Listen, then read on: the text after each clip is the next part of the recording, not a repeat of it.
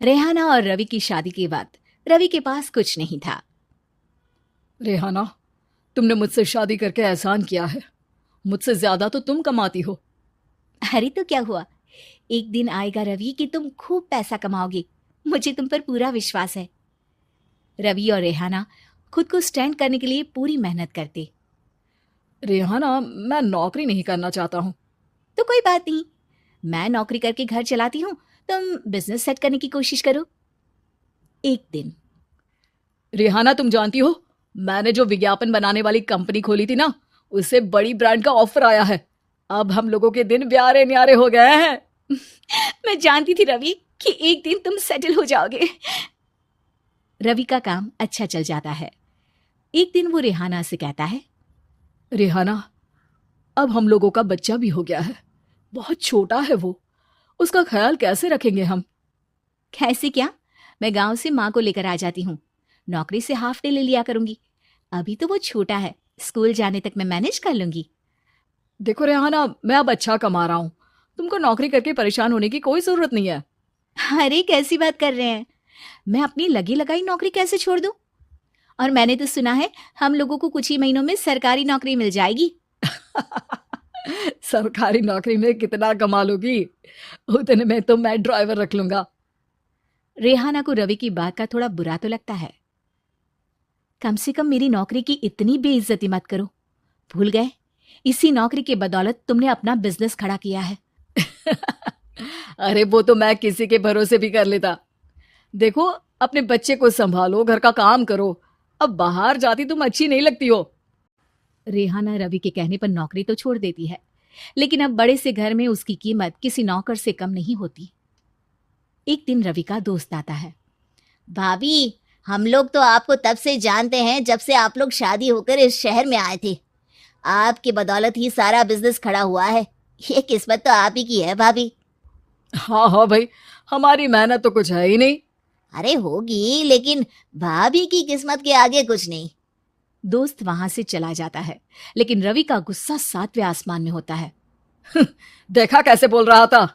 अरे बिल्कुल अच्छा आदमी नहीं है ये। कैसी बात कर रहे हैं आप?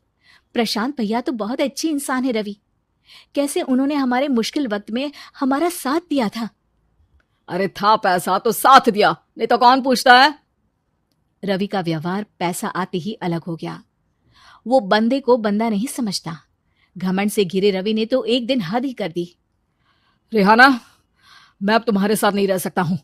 क्या क्या बकवास कर रहे हो रवि? क्या कहना चाहते हो? और क्यों नहीं रह सकते तुम मेरे साथ? देखो, मुझे कोई और पसंद है, और उसने साथ रहने पर बस यही शर्त रखी है कि मुझे तुम्हें तलाक देना होगा। रेहाना, जो कि एक स्वावलंबी महिला थी, उसने बिना देर किए रवि को कह दिया, कोई इश्यू नहीं, मुझे पैकिंग में 4 दिन का वक्त लगेगा, लेकिन तब तक मैं तुम्हारे साथ नहीं रहूंगी। 4 दिन के लिए तुम कहीं और शिफ्ट हो जाओ, मैं घर से निकलूंगी तो बता दूंगी। रवि घर छोड़कर चला जाता है। रेहाना को दुख होता है, वो रोती है, लेकिन व्यवहार से स्ट्रांग रेहाना को पति के वापस आने का और उसे सबक सिखाने का पूरा भरोसा था। फिर एक दिन, अरे शुशिका, कब शादी करोगे तुम मुझसे?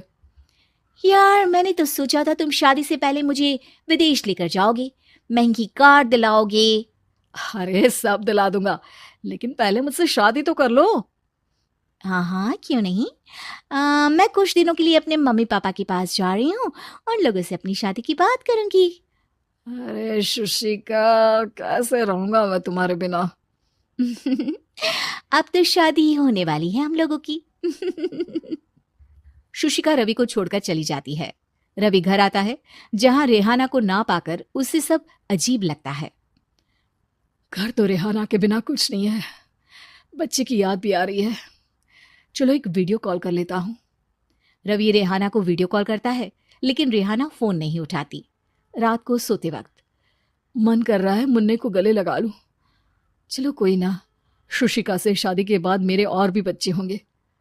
अगले दिन रवि ऑफिस जाता है, जहां टीना खड़ी होती है। सर, आपने अपने नए ऐड के लिए मॉडल की रिक्वायरमेंट डाली थी ना, मैं उसी के लिए आई हूँ। रवि टीना को देखकर खुश हो जाता है। अब शादी हो गई है तुम्हारी? नहीं सर, बस अच्छा सा हैंडसम और अमीर लड़का देख रहे हैं मेरे मम्मी पापा। रवि के दिमाग से तो टीना को देखकर शुशिका का ख्याल भी खत्म हो जाता है। अरे यार, ये लड़की मिल जाए कितनी सुंदर है। शुशिका तो इसके आगे कुछ नहीं है। आ, अब क्या तुम्हें ऐसा नहीं लगता कि मुझसे मिलकर तुम्हारी ये खोज खत्म हो गई है? आप तो 2 बच्चों की पापा लग रहे हैं। अरे नहीं नहीं, मेरी शादी तो हुई थी, लेकिन बीवी को किसी और से प्यार था, मुझे छोड़कर चली गई। खैर, टीना की दोस्ती रवि से हो जाती है, लेकिन 1 महीने बाद शुशिका रवि के पास वापस आती है। मेरे मम्मी पापा तुमसे मिलना चाहते हैं, लेकिन उन लोगों को ये मत बताना कि तुम पहले से शादीशुदा हो, और हाँ, शादी से पहले अपनी सारी प्रॉपर्टी तुमको मेरे नाम करनी होगी। अरे पागल, अब मैं तुमसे शादी ही नहीं करना चाहता। भला ऐसी लालची औरत से कौन शादी करेगा? तभी वहां टीना आ जाती है। रवि, ये पागल सी औरत कौन है?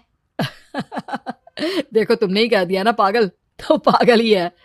पता नहीं कौन है, कह रही है शादी कर लो, लेकिन शादी से पहले अपनी सारी प्रॉपर्टी मेरे नाम कर दो। बोल तो सही रही है। वैसे तुम जानती हो, मेरी एक सहेली है, उसके पति ने उसे पैसा आते ही छोड़ दिया, जबकि उसको खड़ा करने वाली ही मेरी सहेली थी। और मुझे भी भरोसा नहीं है। अगर मैं भी तुमसे शादी करूंगी तो तभी जब तुम मेरे नाम अपनी सारी प्रॉपर्टी कर दोगे। अरे हाँ हाँ, क्यों नहीं, बिल्कुल कर दूंगा। रवि और टीना की शादी की तारीख तय हो जाती है। वो अपनी सारी प्रॉपर्टी के कागज लेकर शादी वाली जगह पर पहुंचता है, लेकिन वहां टीना आती नहीं। रवि टीना को मैसेज करता है, कहाँ हो? सॉरी, मैं तुमसे शादी नहीं कर सकती, मुझे तुमसे भी ज्यादा पैसे वाला मिल गया। रवि को गुस्सा आ जाता है।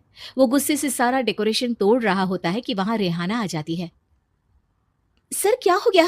क्या डेकोरेशन पसंद नहीं आई आपको? तुम यहाँ क्या कर रही हो? मैं यहाँ की डेकोरेटर हूँ। क्या आपको पसंद नहीं आई यहाँ की सजावट? रवि दौड़कर रेहाना के गले लग जाता है। मुझे माफ कर दो रेहाना।